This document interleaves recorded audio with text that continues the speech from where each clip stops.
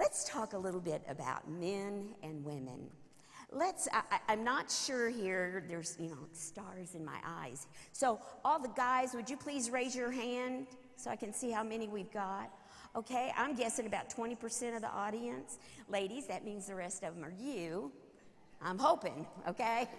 Right? There you go. Okay, have you all noticed that men and women seem to approach power from totally different perspectives? Anybody noticed that? Yeah.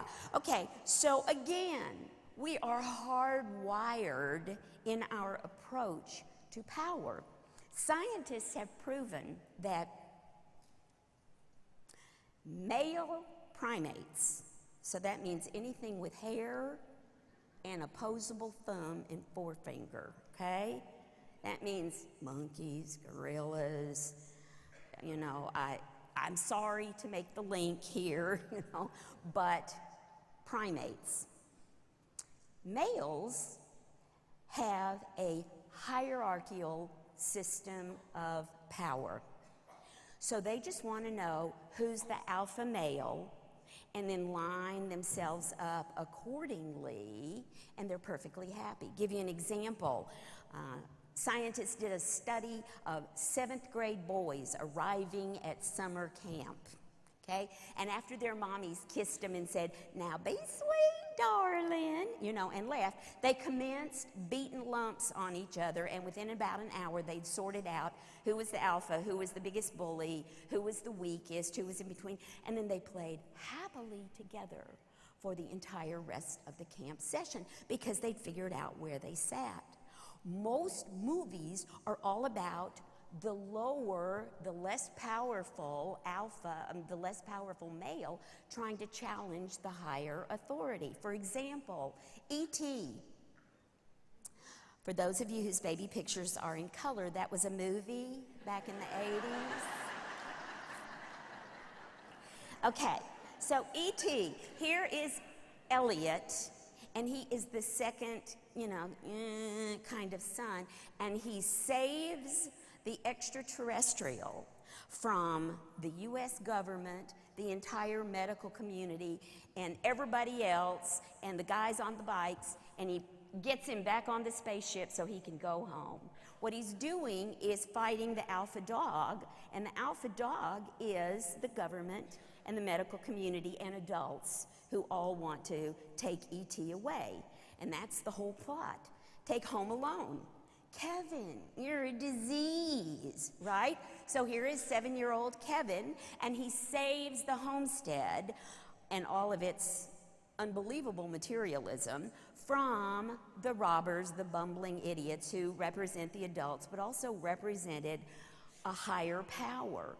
Almost all stories are about a lower level power structure challenging a higher power. And guys love that. Guys are the ones that invented, for example, sports. Sports is all about everybody loses except for one, okay?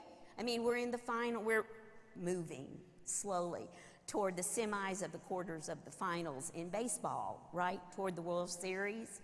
And it's all about eliminating and identifying you're not on the top of the heap, and then they are perfectly happy for there to be 175 million losers and one winner.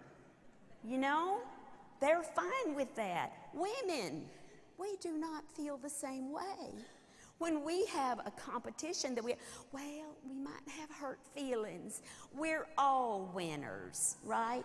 We're the ones, women, we're the ones that invented we're all winners. We're the ones that are worried about self-esteem. Now, why is that?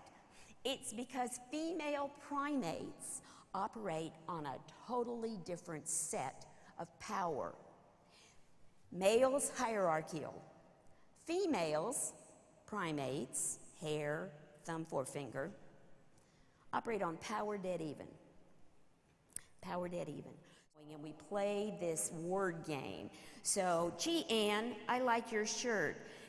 Thank you, Sally Beth. That is really nice. I appreciate it. So I have given the power back to her. What I do not say is, why, yes, Sally Beth, I have fantastic fashion sense.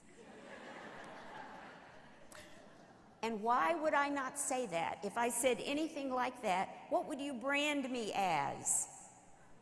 I'm spelling it for you, folks.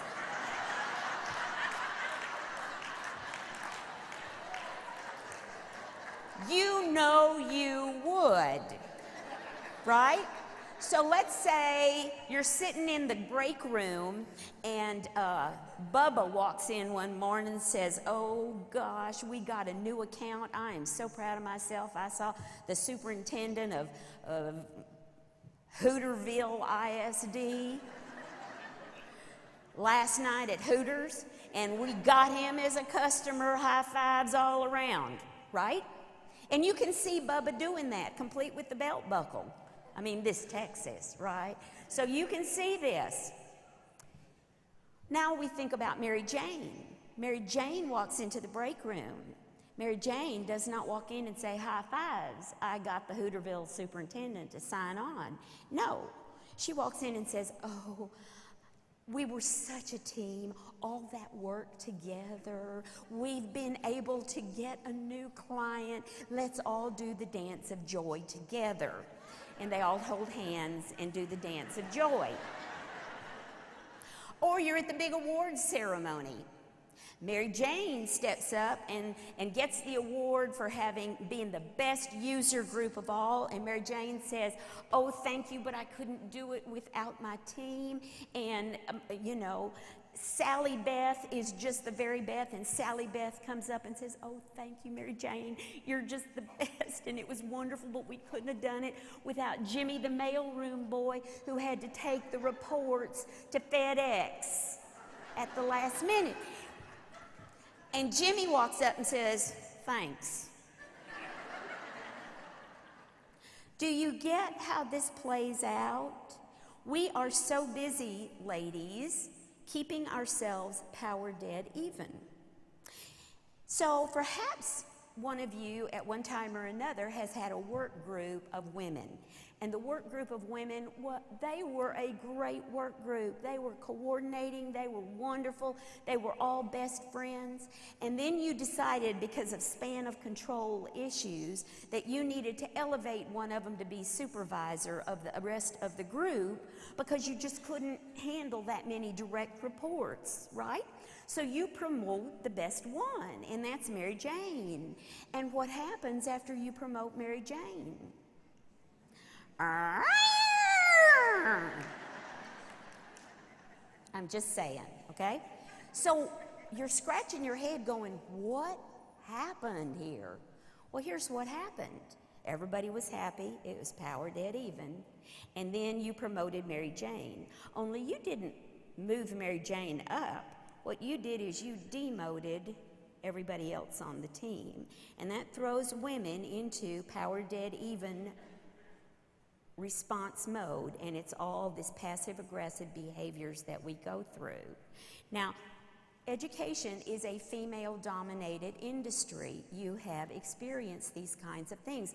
Learning how to get along and also how to control your natural tendency to want to get into a cat fight when you feel like you've been passed over, or the wrong woman in charge, or maybe someone is just being a little too big for their britches. Whatever is another skill. There is a lot of research out there by a lady named Pat Heim, H-I-E-M, and Susan Gardner, I believe. And there's a lot of information. So if you're having particular issues in a work group, you might want to look into some of that information. But the point is, ladies, once you know about this urge, you can consciously control it. It's right in there with looking for the good and saying yes and. It's saying, I'm not going to respond that way. And I know how it feels. I was in a work group of 2 way back when I was a kid, and Diane got promoted over me, and I was the whole rest of the team. And you know, from that point on, Diane, who had been my best friend, suddenly grew horns and was just the devil incarnate. And I finally had to leave the company because I was so bitter about the whole thing. I understand this whole power dead even kind of thing. So it's very prevalent in female-dominated industries, and guys, you get caught in the crossfire. So being aware of power issues and beginning to focus on looking for the good in ideas instead of the bad